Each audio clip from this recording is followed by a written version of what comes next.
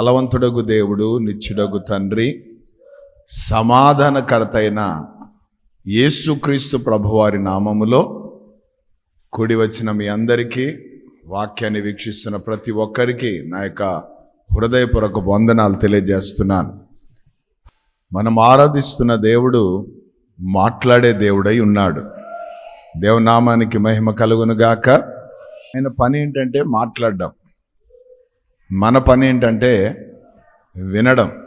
కానీ మనం కోరుకుంటూ ఉంటాం ఏంటంటే ఎక్కువగా మాట్లాడాలని, చాలా తక్కువగా వింటూ ఉంటాం. అందుకే మన జీవితాల్లో అర్థం కాని పరిస్థితుల మధ్యలో వెళ్తాం. 10 మంది గట్టిగా మాట్లాడే వాళ్ళు ఉన్నారనుకో, విషయము తెగదు. అంటే అందరూ మాట్లాడుతూ ఉంటారు. అప్పుడు ఏమైపోతుందంటే మనకు వినబడదు, అర్థం కాదు, ఏం జరిగిందో తెలియని పరిస్థితుల మధ్యలోకి వెళ్ళిపోతాం. దేవునికి స్తోత్రం. అందుకే యాకోబు గారు అంటారు, మాట్లాడడానికి నిదానించండి, వినడానికి వేగిరపడండి అంటాడు. సో వినగలిగిన చెవులు, గ్రహించే మనసు, భద్రపరుచుకునే హృదయము, వాటి ప్రకారం నడుచుకునే జీవితము మనకు కావాలి. దేవునికి స్తోత్రం. హల్లెలూయా. చాలామంది ఎక్కువ శాతం మాట్లాడడానికే ముందుకు వస్తూ ఉంటారు.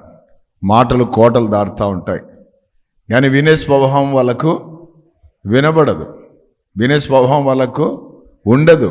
అది చాలా ప్రమాదకరమైంది. దేవునికి స్తోత్రం. ఆదికాండం మొదలుకొని ప్రకటన గ్రంథం వరకు విన్నవారికే మార్కులు వేశాడు దేవుడు. మాట్లాడిన వారికి, అంటే సమయోచితంగా మాట్లాడిన మాటలకు ఆశీర్వాదాలు ఉంటాయి, కానీ అనవసరంగా తొందరపడి మాట్లాడుతూ ఉంటాం, అది సమస్య అవుతుంటుంది. దేవునికి స్తోత్రం. పరిస్థితుల మధ్యలో వినడం నేర్చుకోవాలి. హల్లెలూయా. ఒక సవాలు ముందు వచ్చిందనుకో, ఒక పరిస్థితి ముందు వచ్చిందనుకో, ఒక ఇరుకు మన ముందుకు వచ్చిందనుకో, ఒక ఇబ్బంది మన ముందుకు వచ్చిందనుకో, ఒక్క నిమిషం ఆ ప్రాంతంలో నిలిచి వినాలి. దేవునికి చెప్పాలి, అయ్యా పరిస్థితి ఇది అని చెప్పి ఎక్కువ చెప్పొద్దు మళ్ళా. ఎందుకంటే వాక్యం ఏమంటుందంటే, మన నోట మాట బయటికి రాకముందే ఆయన సమస్తము ఎరిగినవాడు ఆయన. హల్లెలూయా. సో ఇది పరిస్థితి ప్రభా అని ఒక లైన్లో, ఒక 4 పేజీలు చెప్పాల్సిన అవసరం, ఒక 2 మాటల్లో చెప్పి నువ్వు వెయిటింగ్ ఉండి ఎదురు చూస్తే ప్రభు నీకు, ఆయన 1 మాట 2 మాటలు మాట్లాడతాడు, ఎక్కువ మాట్లాడాడు. ఆమేన్. హల్లెలూయా.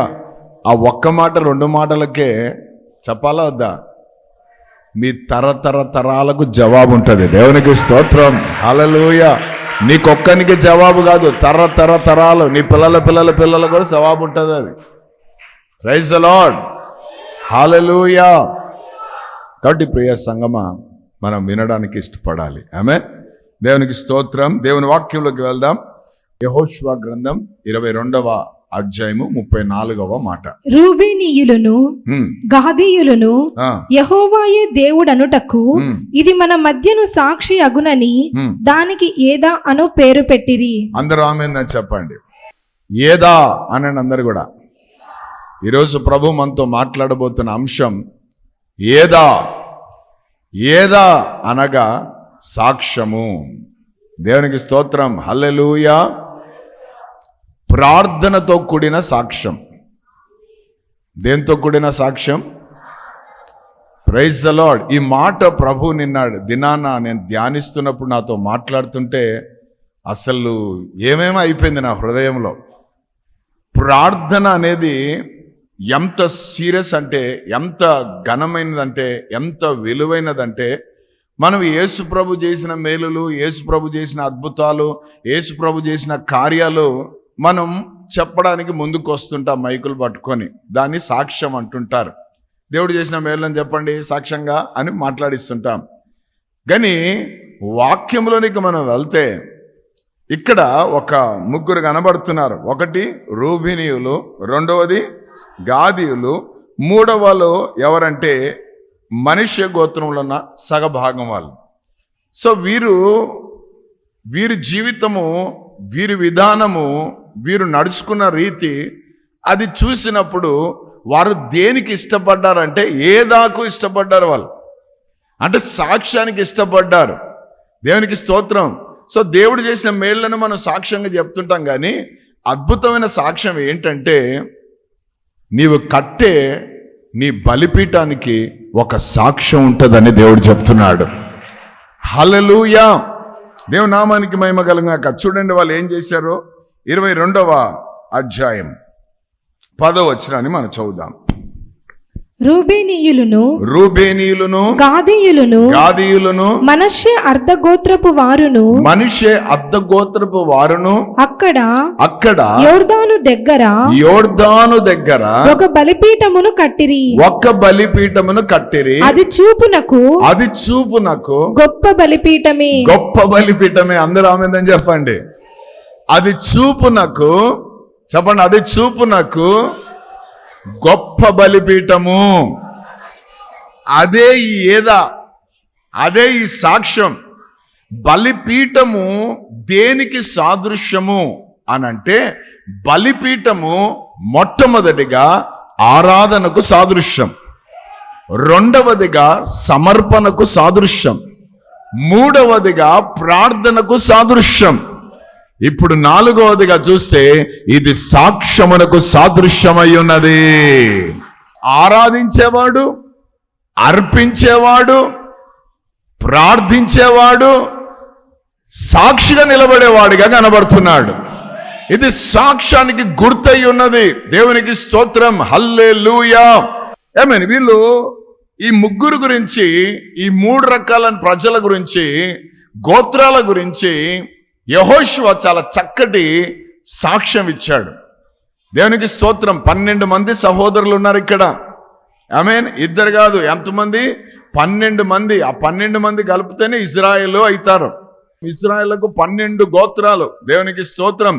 అయితే ఈ 12 గోత్రాలలో ఈ 3 గోత్రాలలోకి యెహోషువ ఏం చేస్తున్నాడంటే, మోషేనేమో ఐగుప్తుల నుంచి నడిపించాడు అరణ్యంలోనికి. ఈ అరణ్య వాసులుగా వాళ్ళని నడిపించి ఆయన కాలం అయిపోయిన తర్వాత యెహోషువను నాయకునిగా ఏర్పాటు చేసి ఏం చేశారు తెలుసా?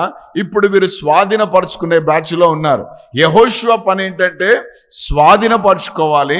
స్వాధీనపరుచుకున్న ఆ స్థలాలను, ఆ రాజ్యాలను, ఆ యొక్క ప్రాంతాలను పంచిపెట్టాలి యెహోషువ. ప్రైజ్ ది లార్డ్, హల్లెలూయా. స్వాధీనపరుచుకోవడం ఒక భాగం అయితే పంచిపెట్టడం ఇంకొక భాగం. ఇది మామూలు పరిచర్య కాదు. ఇది దేవునికి స్తోత్రం, హల్లెలూయా. నడిపించాడు మోషే, అది మంచి పరిచర్య అని అనుకోండి. దాంట్లో కూడా ఎన్నో ఉన్నాయి. పరిచర్య అంటేనే రిస్క్. ఆమేన్. అయితే ఇక్కడ రెండో పరిచర్యకు వస్తే ఇక్కడ మనం చూస్తే స్వాధీనపరుచుకోవాలి. ఆ ప్రాంతాన్ని అంతటిని ఏం చేయాలా? స్వాధీనపరుచుకోవాలి. దేవునికి స్తోత్రం. దేవుడు దేన్ని చంపమంటే దాన్ని చంపాలి, దేన్ని కూలగొట్టమంటే దాన్ని కూలగొట్టాలి, ఏది లేకుండా చేయాలంటే అది చేయాలి. అది దేవుని యొక్క డైరెక్షన్లో నడిపింపబడుతూ ఉంటుంది. దేవునికి స్తోత్రం. ఏ ప్రాంతాన్ని స్వాధీనపరుచుకోవాలో ఆ ప్రాంతాన్ని స్వాధీనపరుచుకోవాలి. దేవునికి స్తోత్రం.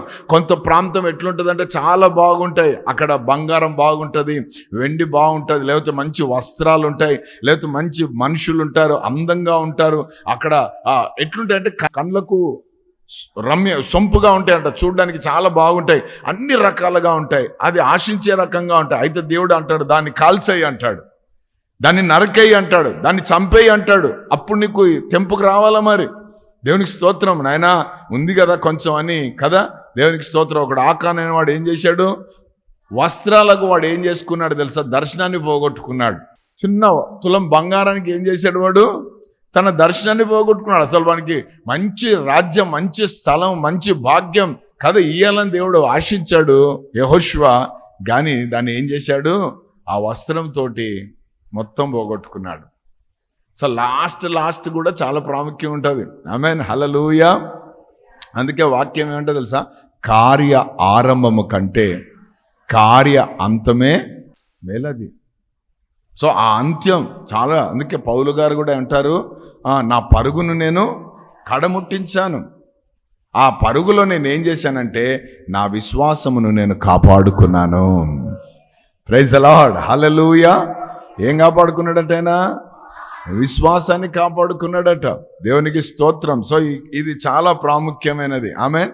నువ్వు బాప్తిసం ముందు అంటే ప్రభువును సొంత రక్షకునిగా నువ్వు ఎట్లయితే విశ్వాసంతో అంగీకరించావో అదే విశ్వాసం నుండి అధిక విశ్వాసమే పోవాలి, కానీ అవిశ్వాసంలోకి మాత్రం జారిపోవద్దు. దేవునికి స్తోత్రం. హల్లెలూయా. చివరి శ్వాస వరకు నువ్వు విశ్వాసాన్ని కాపాడుకుంటూనే ఉండాలి. నీ విశ్వాసాన్ని చల్లార్చడానికి ఎన్నో ఫైర్ ఇంజన్లు వస్తాయి. నీ మంటను చల్లారించడానికి, నీ దర్శనాన్ని చల్లారించడానికి, నీ పిలుపును చల్లార్చడానికి, నీకున్న దేవుడు నీ పట్ల కలిగిన ప్రణాళికలను నెరవేర్చకుండా, నువ్వు అడుగులు వేయకుండా, నువ్వు స్వాధీనపరచుకోకుండా, నువ్వు లోపరచుకోకుండా నీకు అనేక రకాలైన అటాక్స్ జరుగుతాయి. దేనిపైన అంటే నీ శరీరం పైన, నీ మనసు పైన, నీ వస్తువుల పైన, నీ కుటుంబం పైన, నీ ప్రాంతం పైన, సంఘం పైన, అన్నిటిపైన జరుగుతుంటాయి. అయితే ఆ టైంలో నీ విశ్వాసాన్ని నువ్వు కాపాడుకుంటే దేవునికి స్తోత్రం. హల్లెలూయా. నీ కొరకు ఏ కిరీటం అయితే ఎదురు చూస్తుందో దాన్ని నువ్వు స్వాధీనపరచుకుంటావు. దేవునికి స్తోత్రం. హల్లెలూయా. ఏ రాజ్యం అయితే నీ కొరకు ఎదురు చూస్తుందో ఆ రాజ్యాన్ని నువ్వు స్వాధీనపరచుకుంటావు. భవనాలు అయితే నీ కొరకు ఎదురు చూస్తున్నాయి, భవనాలను స్వాధీనపరచుకుంటావు. ఏ సింహాసనాన్ని చూడాలనుకున్నావు, ఏ సింహాసనంలో ఆసీనులు కావాలనుకుంటావో అవన్నీ నీకు ప్రాప్తం అవుతాయి. యేసు ప్రభు రెండవ రాకడకు వచ్చే దానికోసమే. ఎవరి కోసం వస్తున్నాడు తెలుసా? విశ్వాసముతో బ్రతుకుతున్న వారి కోసం వస్తున్నాడు. విశ్వాసంతో జీవిస్తున్న వారి కోసం వస్తున్నాడు. ఎవరైతే విశ్వాసాన్ని కాపాడుకొని వీరుల్లాగా బ్రతుకుతున్నారో వాళ్ళ కోసం వస్తున్నాడు. విశ్వాసమును కనుగొంటానా అన్నాడు ప్రభు. కాబట్టి మనం కాపాడుకోవాల్సింది ఏంటి? విశ్వాసమును. కాబట్టి ఇక్కడ వీళ్ళు చూస్తే వీరు ముగ్గురు గురించి ఈ యొక్క యెహోషువ చాలా చక్కటి సాక్ష్యం చెప్తున్నాడు. 22వ అధ్యాయం 1వ మాట. యెహోషువ రూబేనీయులను, గాదీయులను, మనష్షే అర్ధగోత్రపు వారిని పిలిపించి వారితో ఇట్లా నేను యెహోవా సేవకుడైన మోషే మీకు ఆజ్ఞాపించినదంతయు మీరు చేసి ఉన్నారు మరియు నేను మీకు ఆజ్ఞాపించిన వాటన్నిటి విషయములో నా మాట వినియున్నారు. ఆమేన్. దేవునికి స్తోత్రం. వీళ్ళు ఎటువంటి వాళ్ళంట? చేసినవారు, విన్నవారు. ఇటువంటి సంఖ్యలో మనం కూడా ఉండాలి. దేవుని నామానికి మహిమ కలుగాక. చేసేవారిగా ఉండాలి, వినేవారిగా ఉండాలి. మోషే చెప్పిందంతా చేశారు వీళ్ళు. దేవునికి స్తోత్రం. మోషే ఏమేమైతే చెప్తూ వచ్చాడో అవన్నీ చేస్తూ వచ్చాడు. ఈరోజు ఒక ప్రశ్న, దైవ సేవకుడిగా దేవుని వాక్యాన్ని చెప్తున్నప్పుడు చేస్తున్నావా? క్వశ్చన్ మార్క్ వేసుకో. ఒక దైవ సేవకుడు గోత్రాల గురించి చెప్తున్న మాట, సహోదరుల గురించి చెప్తున్న మాట, ఒక మంచి మాట. మోషే చెప్పిందంతా మీరు చేస్తూ వచ్చారు. ఆమేన్. దాని తర్వాత నాయకత్వం నాకు వచ్చింది. నేను చెప్పిందంతా మీరు ఏం చేసి వచ్చారు? వింటూ వచ్చారు. దేవునికి స్తోత్రం. ఇది చాలా అద్భుతం. మేము మోషే చెప్పినప్పుడే చేశాం, నువ్వు చెప్తే మేము వింటామా అన్న రకం కాదు ఇది. హల్లెలూయా. చాలాసార్లు జరిగేది ఏంటంటే ఇక్కడ పాస్టర్ ఏం చెప్తూనే వింటారు. వేరే కొత్త మొఖాలు వచ్చి నిలబడ్డాయి అనుకో, ఆ రకం ఉంటారు కొంతమంది. అది ఎప్పుడు ఉండొద్దు మన దగ్గర. హల్లెలూయా. ఇక్కడ మోషే చెప్పిందంత వాళ్ళు ఏం చేశారంట?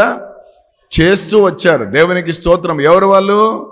సహోదరులు, రూబేనీయులు, గాదీయులు, అలాగే మనష్షే అర్ధగోత్రపు వారు. వీరేం చేశారు? మోషే చెప్పింది చేస్తూ వచ్చారు. రెండవదిగా యెహోషువ మరియు నేను మీకు ఆజ్ఞాపించిన వాటన్ని విషయములో నా మాట వినియున్నారు. బహుదినముల నుండి నేటి వరకు మీరు మీ సహోదరులను విడువక మీ దేవుడైన యెహోవా ఆజ్ఞను అనుసరించి. మూడవదిగా అద్భుతం. ఒకటి చేస్తూ వచ్చారు, రెండోది వింటూ వచ్చారు, మూడోది విడవకుండా ఉన్నారంట. అబ్బా హల్లెలూయా. ఎవరిని విడవలేదు? తండ్రి చెప్పింది మనం చేస్తూ రావాలి, కుమారుడు చెప్పింది మనం వింటూ రావాలి, సహోదరులతో ఐక్యత కలిగి జీవిస్తూ వెళ్ళాలి. ఇదే పరలోకపు దర్శనం. దీనికి నువ్వు ఎక్స్ట్రాలు ఏది చేసినా పరలోకానికి రావు.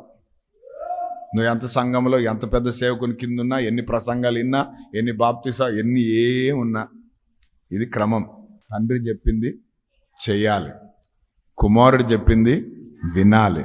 అందుకే ఆ రూపాంతరపు కొండ దగ్గర కదా ఏలియా వచ్చాడు, మోషే వచ్చాడు. మోషే, ఏలియా ఇద్దరు వచ్చారు. వచ్చి వాళ్ళు మాట్లాడారు, నిఘంటు అంతా ప్రకటించారు, మాట్లాడుకున్నారు. దాని తర్వాత ఒక స్వరం వినబడుతుంది ఆకాశం నుండి. ఏమని? ఇతడు నా ప్రియ కుమారుడు, ఈయన మాట మీరు వినండి అన్నాడు. అంటే ఇప్పుడు మనం వినాల్సింది ఏంటి? దేవునికి స్తోత్రం. ఇంకా మోషే ధర్మశాస్త్రం కిందనే కొంతమంది పోతా ఉంటారు. ఆ ధర్మశాస్త్రం కింద పోయే మాటలు కదా మనం వినాల్సింది. ఆమేన్. యేసు ప్రభు కొండ మీద కూర్చొని చెప్పిన మాటలు ఉన్నాయి కొన్ని.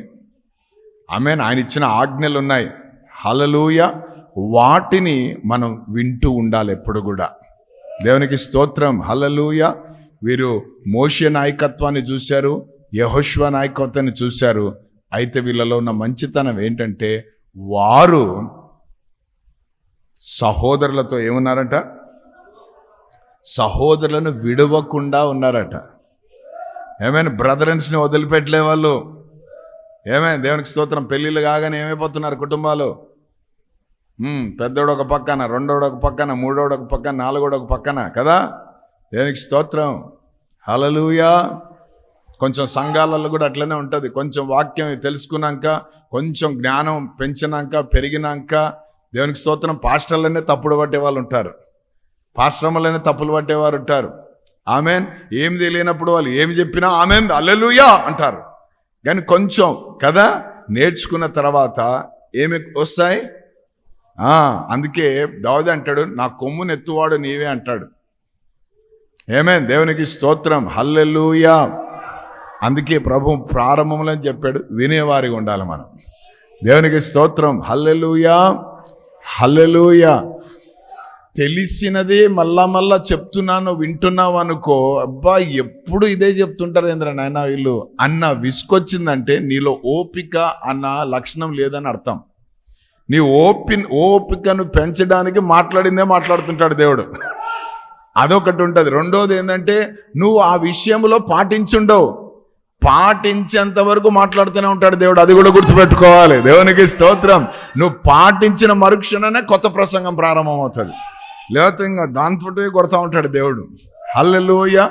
ఒక్క దెబ్బతో లేక 2 దెబ్బలతో బండలు పగలవు. ఏం చేస్తాడు? Praise the lord. కొడతానే ఉంటారు. ఎంతవరకు కొడతారు? కొన్నిసార్లు అవి 2 కావచ్చు, 3 కావచ్చు, 5 కావచ్చు, 10 కావచ్చు, 100 కావచ్చు. బండ పగలాలా. దేవునికి స్తోత్రం. ఈరోజు వాక్యంతో గుండె పగలాలా. హల్లెలూయా. కాబట్టి అది కొడతనే ఉంటాడు దేవుడు. దేవునికి స్తోత్రం. ఆమేన్. దేవునామానికి మహిమ కలుగును గాక. అందుకే నీతిమంతుల యొక్క గద్దింపులు మనకేమయ్యాలా? అవి ఒక తైలాభిషేకంగా ఉండాలి, కానీ సహోదరులను విడిచిపెట్టి పారిపోవద్దు. విడవడం అనేది చాలా ప్రమాదకరమైనది. Praise the lord. హల్లెలూయా. యేసు ప్రభుకు 70 మంది శిష్యులు ఉన్నారు. 70 మంది. అయితే ఒకరోజు యేసు ప్రభు ఉన్నట్టు ఉండి ఏం చేశాడంటే ఒక ప్రసంగం చెప్పాడు. ఆయన మాట వినాలా కదా. ఏమన్నాడు తెలుసా? నా శరీరము తిని నా రక్తము త్రాగువాడే నిత్య జీవము గలవాడు అన్నాడు. ఏమన్నాడు? ఎవరైతే నా శరీరము తింటారో, ఎవరైతే నా రక్తం త్రాగుతారో అటువంటి వారే నిత్య జీవము గలవారు అనగానే అక్కడున్న కొంతమంది ఏం చేశారంటే ఇది కఠినమైన బోధ. యేసుప్రభు మాటలు వినాలంటే అంత సంబరంగా ఉండవు. యేసయ్య ప్రేమై ఉన్నాడు, కనికరమై ఉన్నాడు, నాయనా కొరడా కూడా అయి ఉన్నాడు ఆయన. హల్లెలూయా. నీ కన్ను చెడిపోతే దాన్ని ఊడబెరక్కు అన్నాడు, చెయ్యి ఆటంబరసి నరకే అన్నాడు. అది యేసుప్రభు ప్రసంగాలు. ఆమేన్. దేవునికి స్తోత్రం. హల్లెలూయా. వ్యభిచారం చేస్తే రాళ్లతో కొట్టమన్నాడు. ఇక్కడ యేసుప్రభు అంటాడు, చూసి మనసులో నువ్వు ఆలోచిస్తే వెంటనే వ్యభిచారం అన్నాడు. ఎంత కఠినమైన ప్రసంగాలు యేసయ్యే. అదే బాహు చాచి పిలుస్తున్న ప్రయాసపడి భారం మోసుకున్నాను. ఇదే తెలుసు మనకు. ఇంకొక సైడ్ కూడా ఉంది మరి. హల్లెలూయా. దేవునికి స్తోత్రం. నా శరీరం దీన్ని రక్తం త్రాగువాడు అనగానే అందరూ అట్టిట్ అయిపోయారు. ఇదేందబ్బా ఇంత కఠినమైన బోధ? బ్రతికిన వాడిని ఎట్లా తినాలి, ఎట్లా? ఇది ఎప్పుడు ఇదే ఆలోచన. ఆయన స్పిరిచువల్గా మాట్లాడితే వీరు ఫిజికల్గా ఆలోచన చేశారు. చేసి ఏమయ్యారు తెలుసా? ఇది కఠినమైన బోధ అని అందరూ వెళ్ళిపోయారంట. అందరూ వెళ్ళిపోయారు. వెళ్ళిపోతే 12 మంది మిగిలారు. 12 మంది మిగిలారు. అప్పుడు వాళ్ళని చూసి యేసుప్రభు అన్నాడు, మీరుంటారా పోతారా అన్నాడు. దేవునికి స్తోత్రం. హల్లెలూయా. అంటే యేసు ప్రభు ఎక్కడ ములాదపడలే. ఆయన స్ట్రైట్ ఫార్వర్డ్ అనమాట, ఏదన్నా కూడా ముక్కు సూటి. ఆమేన్. ఎవరా మీరు కూడా ఉంటారా పోతారా అన్నాడు. అంటే అప్పుడు పేతురు లేచి అంటాడు, నిత్య జీవము కలిగిన మాటలు కలిగిన వాడవయ్యా, నిన్ను వదిలి మేము ఎక్కడ పోతాం అన్నాడు. దేవునికి స్తోత్రం. అప్పుడు అన్నాడు, సంఘాన్ని కడతారా నీ పైన అని. దేవునికి స్తోత్రం. హల్లెలూయా. కాబట్టి విడిచిపెట్టి వాళ్ళు పోలేదట. ఎంత మంచి సాక్ష్యం కదా. ఏమే వీళ్ళకు రావాల్సిన భాగం వచ్చేసిందండి. ఈ రూబేనీయులకు, గాదీయులకు, మనిషి అర్ధగోత్రం వారికి రావాల్సినవంతా వచ్చేసింది. వాళ్ళ భాగం వాళ్ళకు వచ్చేసింది, ఆస్తి వాళ్ళకు వచ్చేసింది. దేవునికి స్తోత్రం. వాళ్ళకు రావాల్సిన పంట వాళ్ళకు వచ్చేసింది, వాళ్ళకి రావాల్సిన భూములు వాళ్ళకు వచ్చేసినాయి, వాళ్ళకి రావాల్సిన ఇల్లులు వాళ్ళకు అన్నీ అయిపోయినాయి. ఇక సహోదరులతో అసలు పనే లేదు. అసలు వాళ్ళతో వీళ్ళకి ఇంకేం అవసరమే లేదు. ఇక వాళ్ళ అటు వీళ్ళు ఇటు అన్నమాట. సో హ్యాపీగా ఉండొచ్చు, ఇక హ్యాపీగా లైఫ్ సెటిల్ అయిపోయింది, హ్యాపీగా జీవించవచ్చు. దేవునికి స్తోత్రం. అంటే ఒక మాట చెప్పాలంటే అన్నీ బాగున్నాయి, ఇంకా వాళ్ళకు ఏం ప్రాబ్లం లేదు. ఇక యెహోషువ మోషే చెప్పింది చేసినందుకు, యెహోషువ చెప్పిన మాట విన్నందుకు వాళ్ళకు అన్ని బాగున్నాయి, అన్ని బాగున్నాయి. దగ్గర పోయి చేతులు కట్టుకోవాల్సిన అవసరం లేదు, ఎవరిని పోయి అడుక్కోవాల్సిన అవసరం లేదు, ఇంకా ఎవరితో పని లేనంటే అంత పరిస్థితి వాళ్ళకు ఉంది. ఎందుకంటే దేవుడు ఏం చేశాడు తెలుసా వాళ్ళకు? చూడండి ఏం చేశాడు. 8వ వచనం, మీరు మిక్కిలి కలిమి గలవారై అతి విస్తారమైన పశువులతోను, వెండితోను, బంగారముతోను, ఇత్తడితోను, ఇనుముతోను, అతి విస్తారమైన వస్త్రములతోను తిరిగి మీ నివాసములకు వెళ్ళుచున్నారు.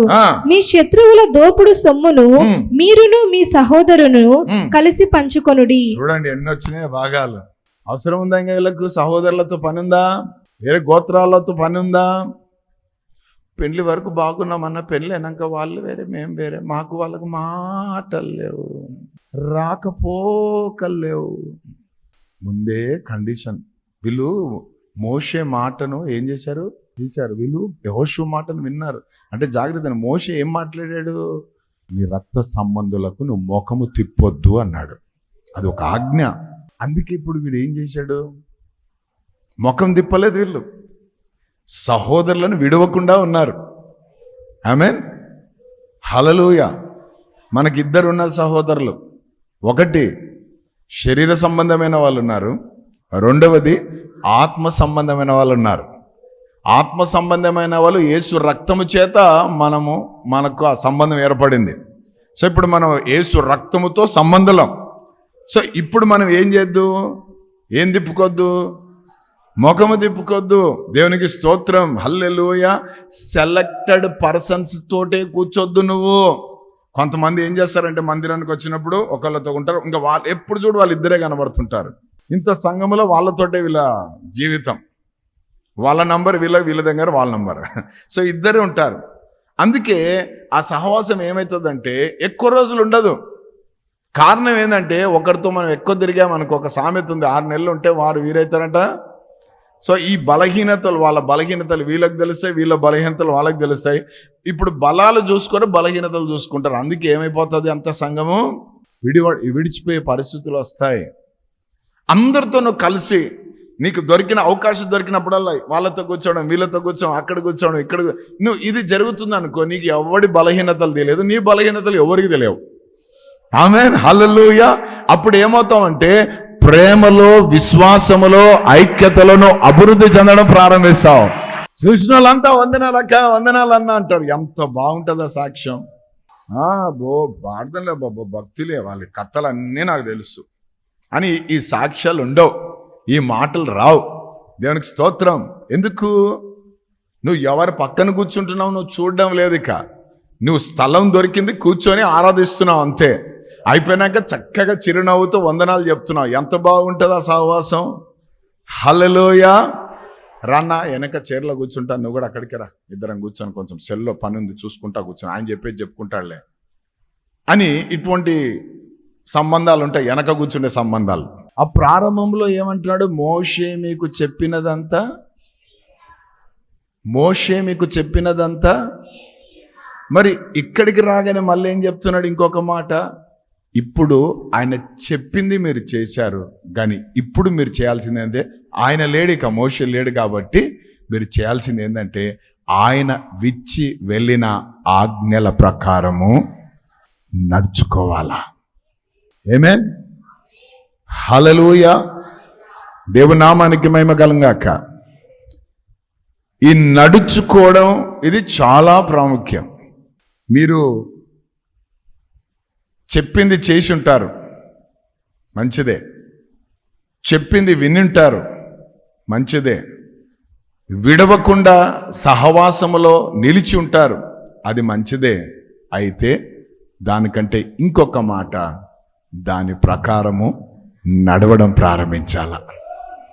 ఈరోజు చాలామంది నడకలు ఆగిపోతున్నాయి. ఎందుకంటే ఈ లోకంలో ఉన్న వాటిని బట్టి, లోకంలో ఉన్న వాటిని చూచి చాలామంది ఏమైపోతున్నారు, నడవలేని స్థితిలోకి వెళ్ళిపోతున్నారు. కానీ ప్రభు ఎప్పుడు కూడా నిన్ను నన్ను నడిపియాలని ఇష్టపడతాడు. నీళ్ల మీద నిన్ను నన్ను నడిపియాలని ఇష్టపడతాడు. ఎర్ర సముద్రం మధ్యలో నిన్ను నన్ను నడిపియాలని ఇష్టపడతాడు. ఆమేన్.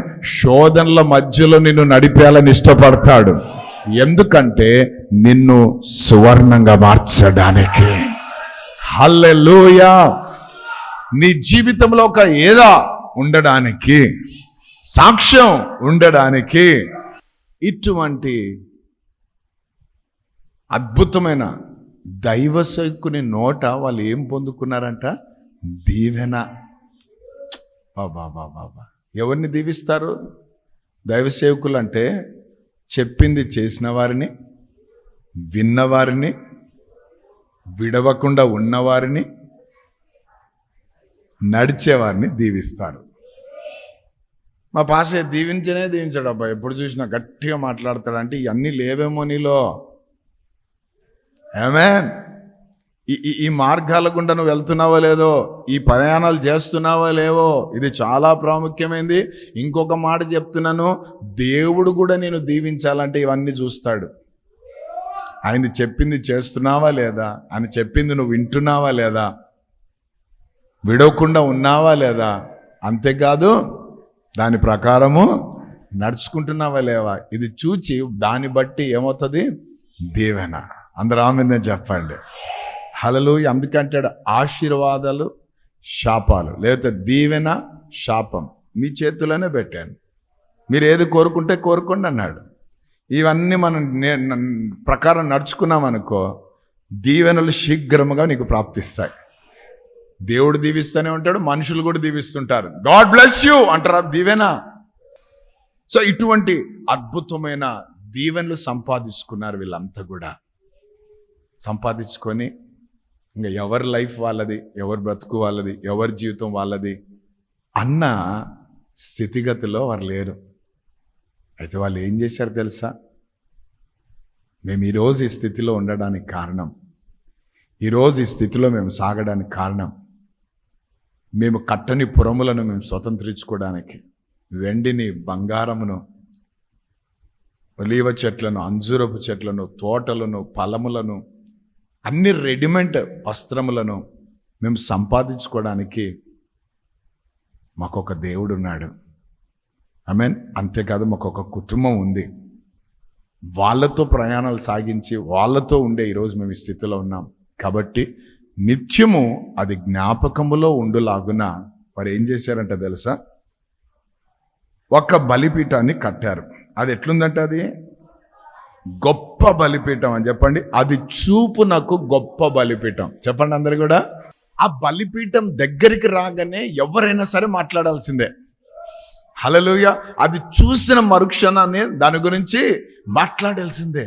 వీళ్ళు ఇంత బ్రాడ్గా ఆలోచించి ఒక పెద్ద బలిపీఠం కట్టి, అది ఎట్లా కట్టారంటే మందిరములో ఉన్న ఆ నమూనాతో కూడిన బలిపీఠాన్ని వాళ్ళు కట్టారు. ఆకాశమందు నీవు తప్ప నాకెవరున్నారయ్యా, ఈ లోకములో నీవుగాక వేరే ఆశే లేదయ్యా. ఆకాశమందు నీవు తప్ప